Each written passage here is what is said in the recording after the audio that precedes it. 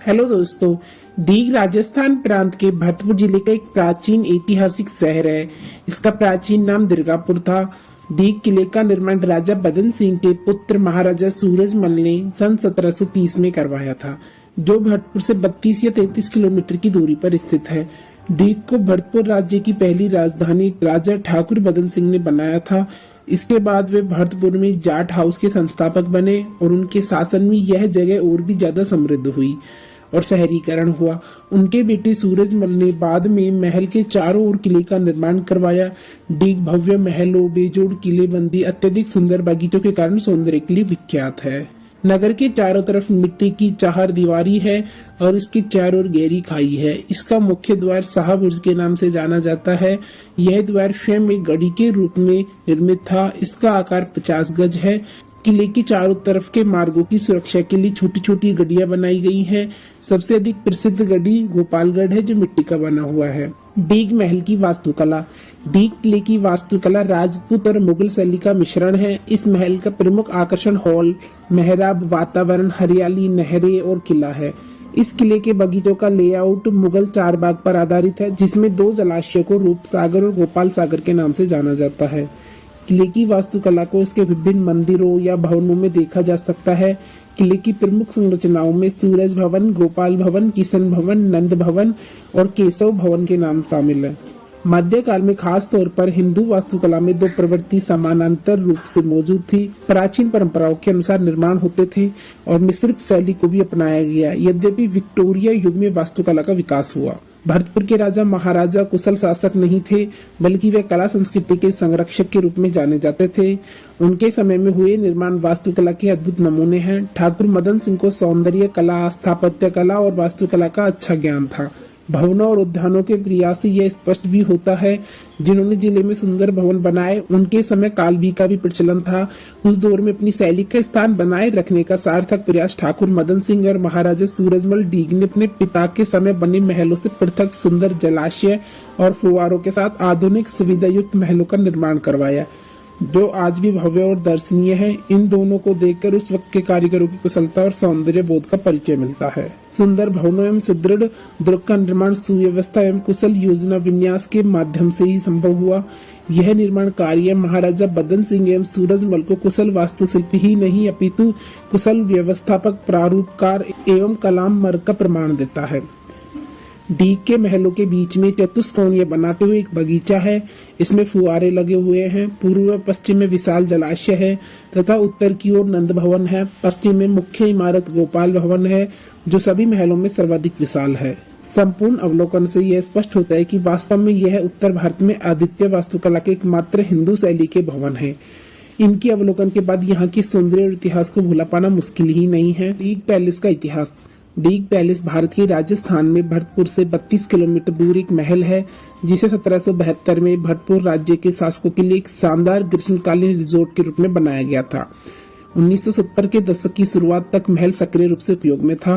भरतपुर में स्थानांतरित होने से पहले डीग जाट राजाओं की राजधानी थी। 1721 में गद्दी पर बैठने वाले बदन सिंह ने यहाँ एक महल बनवाया था। अपनी रणनीतिक स्थिति और आगरा से निकटता के कारण डीग को आक्रमणकारियों द्वारा बार बार हमलों का सामना करना पड़ा।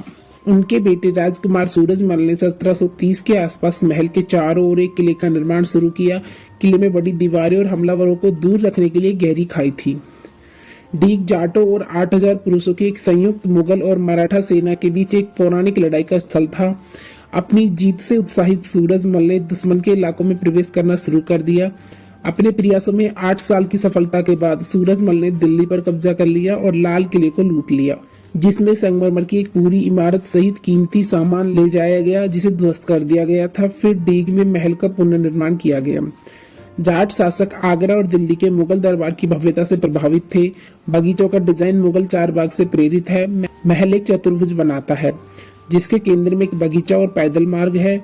गर्मियों के दौरान सजावटी फूलों की क्यारियां, झाड़ियां, पेड़ और फव्वारे जगह को काफी ठंडा करते हैं। दोनों तरफ पानी की 2 टंकियां, गोपाल सागर और रूप सागर ने भी तापमान को नीचे लाने में मदद की। केशव भवन मानसून मंडप एक अष्टकोणीय आधार पर स्थित एक मंजिला बारादरी है। यह रूप सागर टैंक के बगल में स्थित है।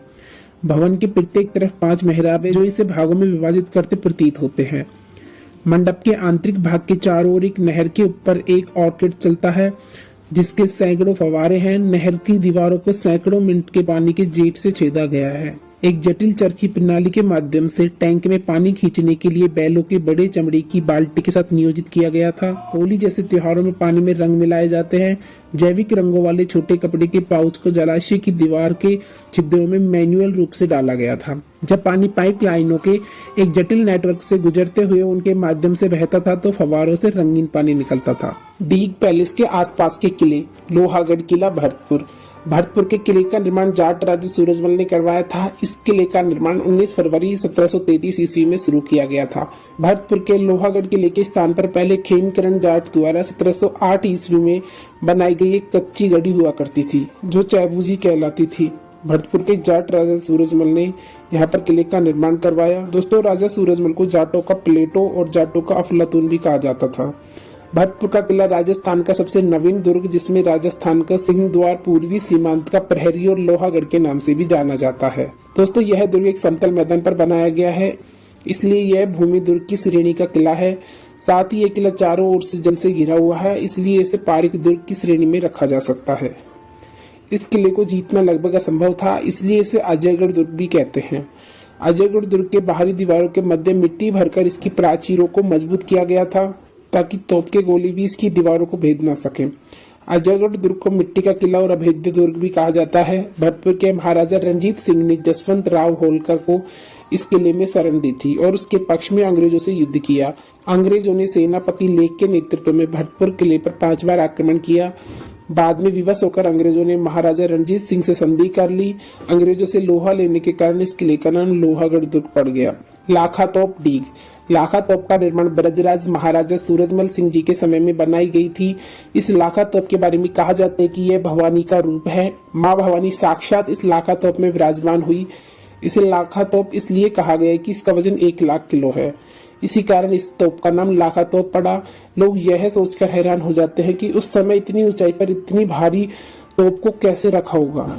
इसकी मारक क्षमता तो भरतपुर से 300 किलोमीटर मार करने की क्षमता रखती हो। यह दुनिया की विशालतम तोपों में से एक है। यह डीग किले में लाखा बुर्ज नामक स्थान पर स्थित है। लाखा तोप का इस्तेमाल 1761 में सिर्फ एक बार आगरा के लाल किले पर किया गया था। तोप का गोला सीधा आगरा के किले की दीवारों पर जाकर गिरा और आगरे का किले का दरवाजा टूट गया। इससे सैनिक किले में तेजी से घुस गए और मुगल सैनिकों का विनाश कर दिया। लाखा तोप चलने पर इतनी तेज आवाज हुई कि मुगल सैनिक डर के मारे इधर उधर भागने लगे। मुगल राजा भयभीत होकर महाराज के आगे घुटने टेक दिए और आत्मसमर्पण कर दिया। लाखा तोप चलने की आवाज इतनी तेज थी कि बहुत सी गर्भवती महिलाओं को गर्भ गिर गया था। बहुत से लोग बहरे हो गए थे। इसी कारण इस तोप को चलाने का प्रतिबंध लगा दिया गया। लाखा तोप एक ही बार चलाई गई थी सन 1761 में। तो दोस्तों, यह था डीग पैलेस से जुड़ा संपूर्ण इतिहास। आपको वीडियो कैसी लगी हमें कमेंट करके बताएं और वीडियो पसंद आए तो लाइक शेयर सब्सक्राइब करें।